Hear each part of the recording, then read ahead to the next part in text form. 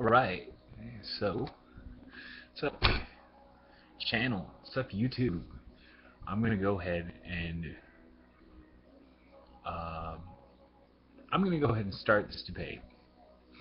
And my jump off point is gonna be one of the most recent videos where it's actually a wise flow Philosia, and what he calls, his rap, basically a very poorly written, ill thought out rhyme scheme that doesn't actually flow together very well. I don't know if you realize this, but if you say the same word twice, it's not actually a rhyme. You're just repeating yourself. You should probably learn how to rap. And now, other than that, there are other things that I would like to say about it. First of all, the considering black rappers as criminals. That's not the case.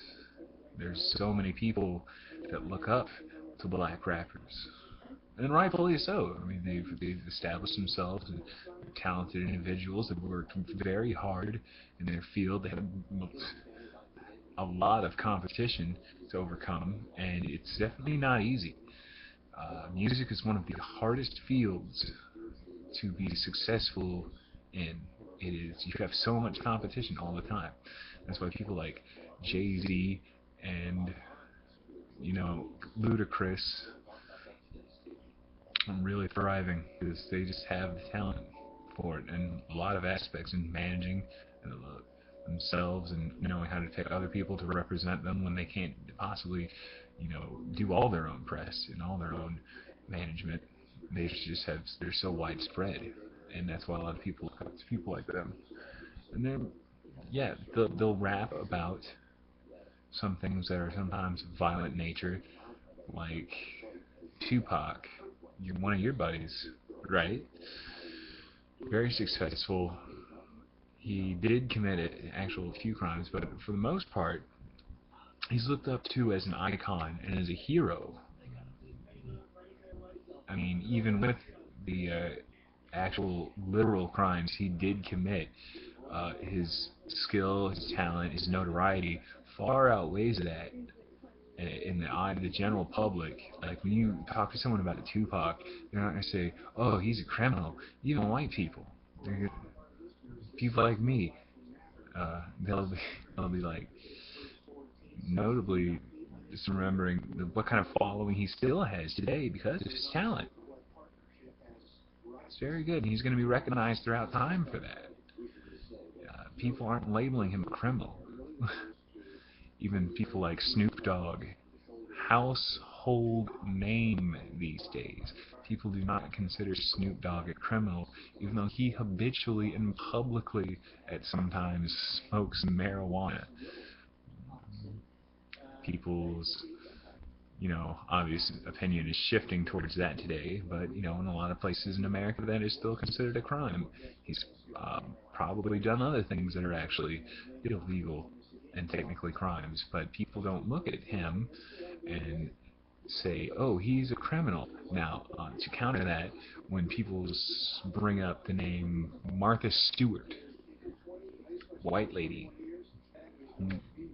homemaking TV show, very down-to-earth, wholesome, more often than not, the whole insider trading thing left such a bad taste in people's mouths that, yeah, they're going to talk about the TV show, but it's always, when you say Martha Stewart, at least in my own mind and a lot of people that I talk to, it's like, boom, insider trading, criminal, famous criminal at that point. And she only did like the one crime that everyone knows about. And she is more publicly recognized as a criminal than a lot of rappers. You go up and say, like, 50 Cent got shot 9 times for, I don't know if I don't know if he was doing something illegal or he has, but, he's not recognized as a criminal. That's my point. You're perceiving the world to look at these rappers in such a negative racial way that you think that they're all going to be perceived as these desolate, violent criminals, when in fact they're looked up to quite a bit. Now, in that same token, talking about white fighters in the cage, okay, they're not looked at as criminals because they're really not committing a crime. And so the sport, when it first emerged, was very controversial. No gear, no hardly any rules at all, and a lot bloodier than it was today, I should say. That wasn't revered so much as it is now, when it's becoming a more legitimized sport with gear and weight classes and rules, titles, different promotions, promoting the healthy aspect of martial arts training, healthy competition, competitive spirit, overcoming challenges. They look at, because it's a sense of accomplishment. Once again, when you get to their level to where they can be recognized on television, people who aren't even really martial artists will gravitate towards that kind of dedication and that kind of talent and that kind of entertainment, because you can't fight at that level without a lot of sacrifice, a lot of work. That's why I think people really started noticing just what it means to compete at that kind of a level when they saw the Stephen Bonner Forrest Griffin fight. Those two, in my personal opinion, were kind of the Lewis and Clark of modern day, and then they bring in more of a mainstream audience to see it for beyond the violence, what it could be. And that's why these people are looked up to. Just like, actually, the black rappers you mentioned are in fact looked up to. And to that point, there are also white rappers, such as, well, I can really only name the one, Eminem, Paul Wall for a while. I'm not sure what happened to him, but people generally liked them. Even though a lot of people just didn't agree with what they were saying at some times.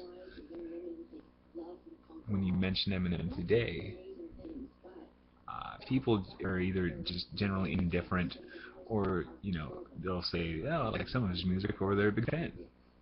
I have not met a person in this current time frame that goes on tangents on how Eminem is a criminal, when he arguably says much more violent and just controversial lyrics than a lot of the rappers that are black. Once again, going through the sacrifice, the talent that it takes to make it in the music industry in the first place. And then you say Daniel White, the white guy that manages the UFC, which is funny. I'll give it to you because his last name actually is White. It was a little bit clever, but he doesn't actually make the matches. He can. Joe Silva, I think he's a. Damn it. He's a Brazilian or Hispanic. He is not a white guy. He's the one putting all these fights together for the UFC. There's an entire job that they just don't go boop doop doop doop. Got a card.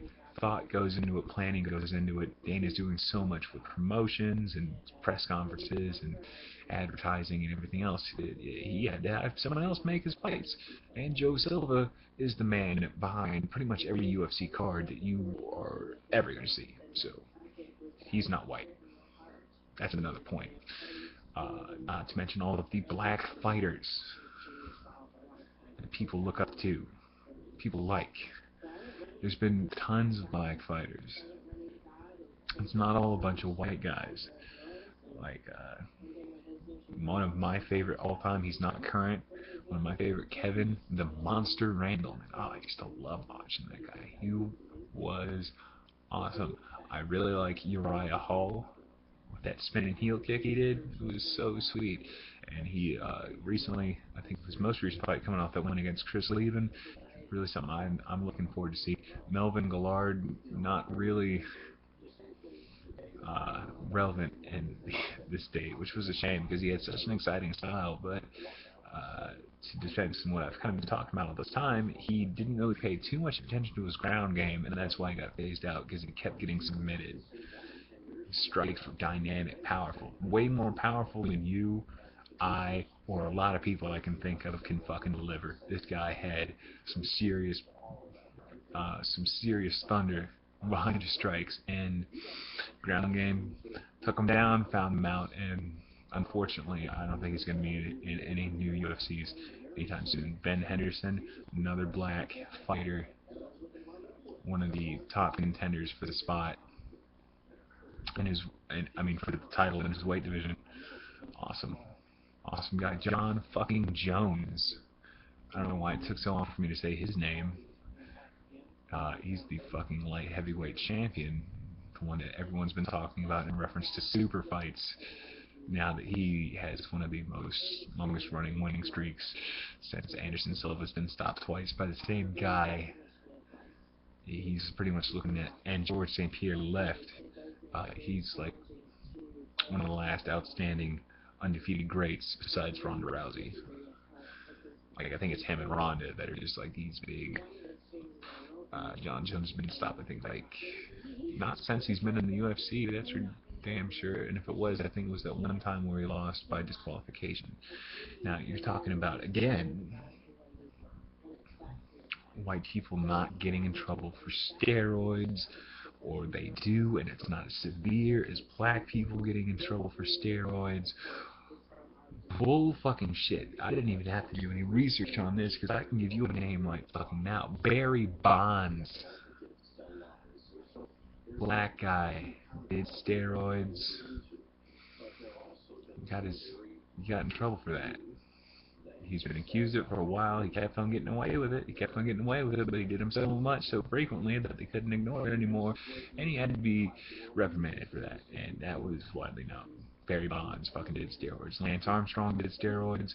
It took them a while to catch Lance Armstrong, too. I think it only was made public that he was abusing steroids like the one time that got him in fucking trouble. Barry Bonds had been dodging steroid accusations for a long time. I think longer than Lance Armstrong was under suspicion for. And they fucking got Lance and you take that into consideration. They pulled Lance's records and got him in trouble much faster than they did Barry Bonds. So there goes that argument as well.